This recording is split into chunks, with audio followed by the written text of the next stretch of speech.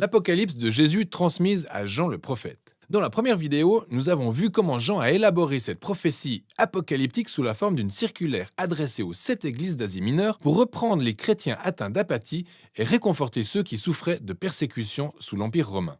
Nous avons aussi découvert le symbole principal de Jean pour représenter Jésus, l'agneau immolé, qui a conquis ses ennemis en mourant pour eux. Il est le seul capable d'ouvrir le rouleau contenant le plan de Dieu pour emmener son royaume sur terre comme au ciel. L'ouverture du rouleau a déclenché de sévères jugements et avertissements, semblables aux plaies d'Égypte. Et tout comme Pharaon, les nations ne se sont pas repenties. Jean a ensuite présenté l'armée multiethnique de l'agneau. Et le rouleau désormais ouvert a révélé leur étrange mission, qui consiste à suivre l'agneau en témoignant de la justice et de la miséricorde de Dieu auprès des nations soumises à la bête, même si ça doit leur coûter la vie. Et ils finiront par conquérir la bête en donnant leur vie exactement comme l'agneau, ce qui touchera les nations au point de se repentir. Dans le reste du livre, Jean va mieux détailler la nature de cette bête ainsi que sa guerre contre le peuple de Dieu, tout en concluant avec le dénouement de l'histoire. Après les 7 trompettes, Jean met un terme à la cadence des 7 avec une série de visions qu'il appelle signes. Le mot veut littéralement dire symbole, et ces chapitres en sont remplis. Ces visions développent le message du rouleau ouvert, de manière bien plus approfondie. La première lève le voile sur la bataille spirituelle cosmique à l'origine de la souffrance des 7 églises sous persécution romaine. C'est une manifestation du très ancien conflit qui a débuté dans Genèse au chapitre 3. Le serpent, qui est en réalité la source de tous les maux, est représenté ici comme un dragon. Il attaque une femme et sa descendance, qui représente le Messie et son peuple. Ensuite, par sa mort et sa résurrection, le Messie triomphe du dragon qui se retrouve projeté sur la terre. Et c'est là que le dragon incite haine et persécution à l'encontre du peuple du Messie.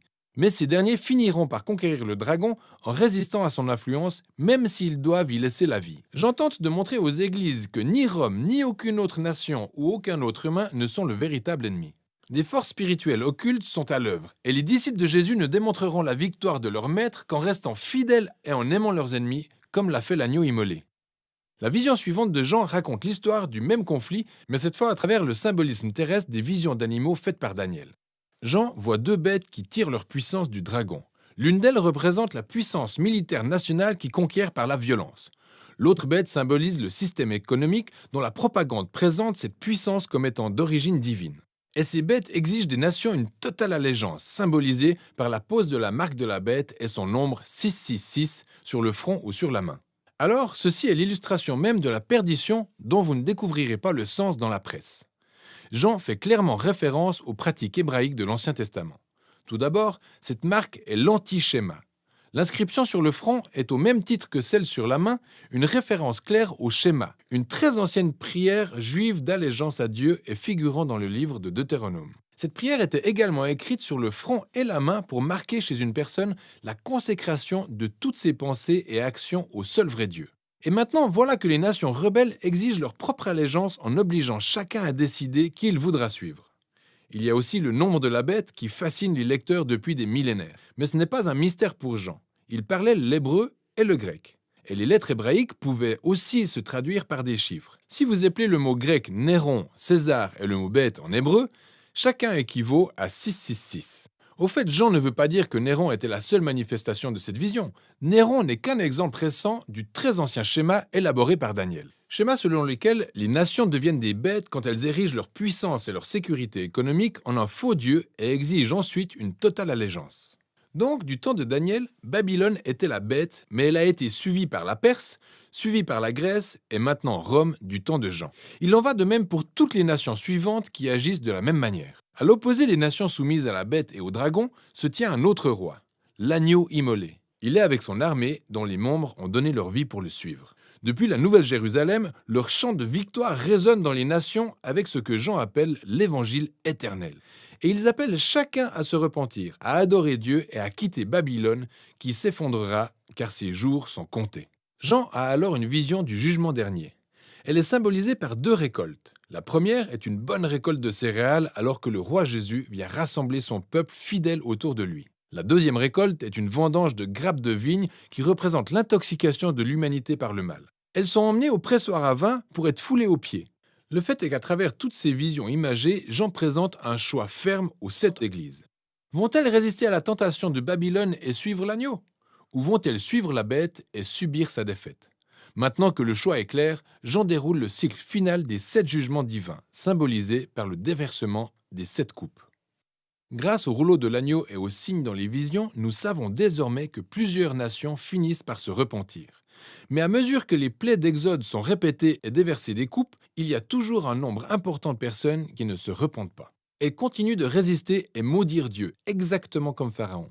Ce qui conduit à la 6e coupe, le moment où le dragon et la bête rassemblent les nations pour faire la guerre au peuple de Dieu dans un lieu appelé Armageddon. C'est une plaine dans le nord d'Israël où plusieurs batailles ont été menées par Israël pour repousser l'invasion d'autres nations. Et pour certains, cette 6e coupe dépeint une véritable bataille à venir.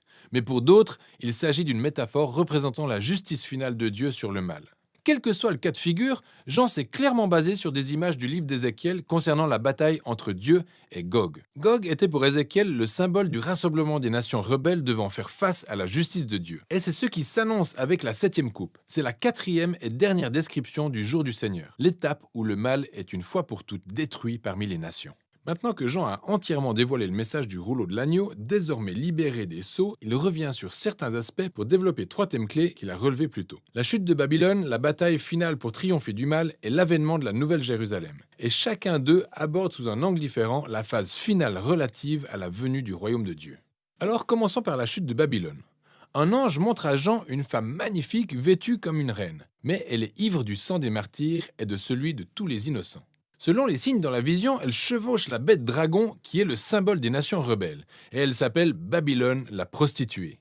Les symboles détaillés dans cette vision devaient être bien connus des lecteurs contemporains de Jean. Car non seulement il personnifie la puissance militaire et économique de l'Empire romain, mais il va bien au-delà. Dans cette vision, Jean a fait un mélange des mots et images de chaque passage de l'Ancien Testament sur la chute des cités antiques de Babylone, Tyr et Édom. Jean montre tout simplement que Rome est la version la plus récente de la définition que faisait l'Ancien Testament de l'archétype de l'humanité en rébellion contre Dieu. Ils se rassemblent et constituent des nations qui érigent leur système économique et militaire sous forme d'idoles.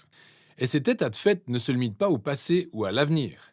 C'est le reflet de la condition humaine tout au long de l'histoire. Et des Babylones, il y en aura toujours. Ils se succéderont jusqu'au jour où Jésus reviendra pour remplacer Babylone par son royaume. Mais comment le royaume de Jésus viendra-t-il ? Jusqu'ici, le jour du Seigneur a été présenté comme un jour qui verrait le feu à l'œuvre, ou la terre trembler, ou encore la récolte. Il est désormais dépeint comme une bataille finale racontée à 2 reprises. Bataille au terme de laquelle les martyrs sont glorifiés. Ensuite, Jean nous ramène à la 6e coupe, où les nations se sont rassemblées pour affronter Dieu. Mais soudain, Jésus apparaît. C'est le héros suprême. Il est la parole de Dieu, avançant sur son cheval blanc, et prêt à conquérir le mal du monde. Mais remarquez ceci, il est recouvert de sang avant même le début de la bataille. Mais c'est parce qu'il s'agit de son propre sang. Sa seule arme est l'épée qui sort de sa bouche, ce qui est une image adaptée du livre d'Ésaïe. Et Jean de préciser qu'Armageddon ne sera pas un bain de sang. Bien au contraire, le même Jésus qui a versé son sang pour ses ennemis vient rendre justice. Il demandera des comptes à ceux qui refusent de se repentir de leur voie et qui ont ainsi contribué à mener le bon monde de Dieu à sa perte. Le feu destructeur de l'enfer qu'ils ont allumé dans le monde de Dieu scelle à juste titre leur propre sort. Par la suite, Jean a une vision des disciples de Jésus assassinés par Babylone qui sont ramenés à la vie et règnent avec le Messie pendant 1000 ans. Ensuite, le dragon, ayant suscité la rébellion de l'humanité contre Dieu, réunit les nations du monde pour se rebeller contre le royaume de Dieu. Mais face au trône de justice de Dieu, ils subissent toutes les conséquences d'une écrasante défaite éternelle. Ainsi, sont détruits tous ceux qui ne veulent pas participer au royaume de Dieu au même titre que les forces occultes. Ils reçoivent ce qu'ils voulaient, exister par eux-mêmes et pour eux-mêmes. Au final, le dragon, Babylone et tous ceux qui font le choix de les suivre sont mis sous quarantaine éternelle, à jamais privés de toute possibilité de corrompre la nouvelle création de Dieu. Alors, il existe de nombreuses théories sur le lien entre les 1000 ans et ces 2 batailles. Certains pensent qu'il décrit une séquence chronologique au sens littéral, le retour de Jésus, suivi du règne de 1000 ans sur terre, appelé le millénium, suivi du jugement dernier de Dieu. D'autres pensent que les 1000 ans sont un symbole de la victoire présente de Jésus et des martyrs sur les forces occultes, et que les 2 batailles décrivent le futur retour de Jésus sous 2 angles différents. Quel que soit le point de vue adopté, une remarque claire en ressort. Quand Jésus reviendra que roi, il jugera le mal de manière définitive et glorifiera ceux qui lui ont été fidèles. Le livre s'achève sur une dernière vision qui est celle du mariage entre le ciel et la terre. Un ange montre à Jean une superbe mariée symbolisant la nouvelle création venue se lier pour toujours à Dieu et son peuple d'alliance. Puis Dieu annonce qu'il demeurera avec l'humanité pour l'éternité et qu'il renouvelle toutes choses. La vision de Jean est en fait un kaléidoscope de promesses de l'Ancien Testament. La scène se déroule dans un nouveau ciel et une nouvelle terre, une création restaurée, guérie de la souffrance et du mal qui ont entaché l'histoire de l'humanité. Il y a aussi un nouveau jardin d'Éden, le paradis de la vie éternelle avec Dieu. Mais ce n'est pas un simple retour au stade du premier jardin, mais bien un pas en avant dans la Nouvelle Jérusalem, une vaste cité où les cultures humaines travaillent ensemble avec leur diversité, dans la paix et l'harmonie, aux côtés de Dieu. Dans un revirement des plus surprenants, il n'existe aucun temple dans la nouvelle création. C'est tout simplement parce que la présence de Dieu et de l'agneau autrefois limitée au temple imprègne désormais la moindre parcelle d'atmosphère de ce nouveau monde. Il y a maintenant une humanité nouvelle accomplissant la mission qui lui a été confiée à la toute première page de la Bible, celle de régner en tant qu'image de Dieu. S'associer à Dieu pour emmener cette création vers de tout nouveaux horizons parmi les plus insoupçonnés. Ainsi s'achève l'Apocalypse de Jean ainsi que l'histoire épique de la Bible dans son ensemble. Jean n'a pas écrit ce livre comme un code secret permettant de déchiffrer la date du retour de Jésus. C'est une vision symbolique qui a suscité l'espoir et le questionnement aux 7 églises du 1er siècle et à toutes les générations suivantes de chrétiens. Elle révèle le schéma de l'histoire et la promesse de Dieu, car chaque royaume humain finit toujours par devenir Babylone et doit être combattu par la puissance de l'agneau immolé. Mais la promesse est que Jésus, qui a aimé ce monde et est mort pour lui, ne laissera pas Babylone le détruire sans rien dire. Il reviendra un jour pour extraire le mal de son bon monde et renouveler toutes choses. Et c'est une promesse qui devrait encourager chaque génération du peuple de Dieu à la fidélité, jusqu'à ce que le roi revienne. Voilà ce dont il est question dans le livre de l'Apocalypse.